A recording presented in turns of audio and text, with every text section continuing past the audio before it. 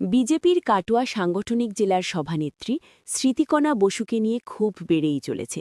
কয়েকদিন আগে জামালপুরে বিজেপি পার্টি অফিসেই মদের আসর বসিয়ে দলের কর্মীদের হাতেই ব্যাপক মারধর খেয়েছেন স্মৃতিকণা ঘনিষ্ঠ দলের জেলার সাধারণ সম্পাদক সহ কয়েকজন।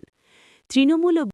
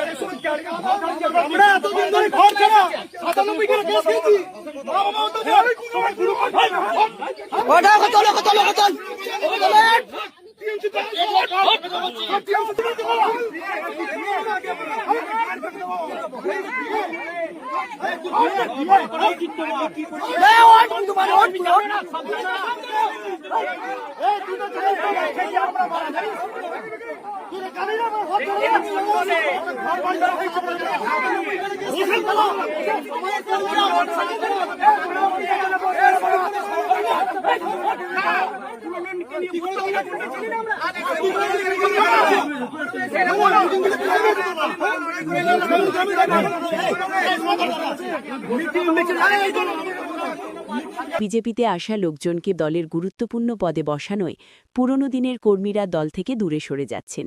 তার রেশ পড়ছে দলের বিভিন্ন কর্মসূচিতে।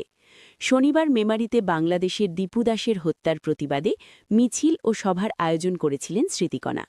মেমারিরই বাসিন্দা তিনি, কিন্তু সেই কর্মসূচিতে লোক জড়ো করতে পারলেন না।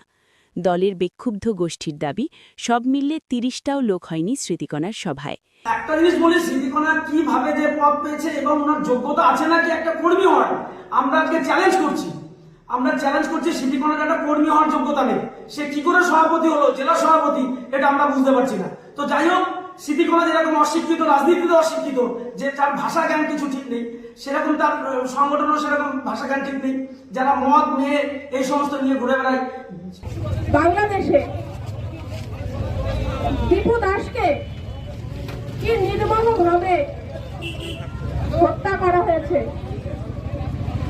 জীবন্ত পুড়িয়ে মারা হচ্ছে। এই দৃশ্য আমরা কখনো দেখেছি? আমরা সতীদাহ প্রথা দেখেছিলাম। আমরা আজকে কোন যুগে বাস করছি, এটা আজকে আমাদের ভাবতে হবে।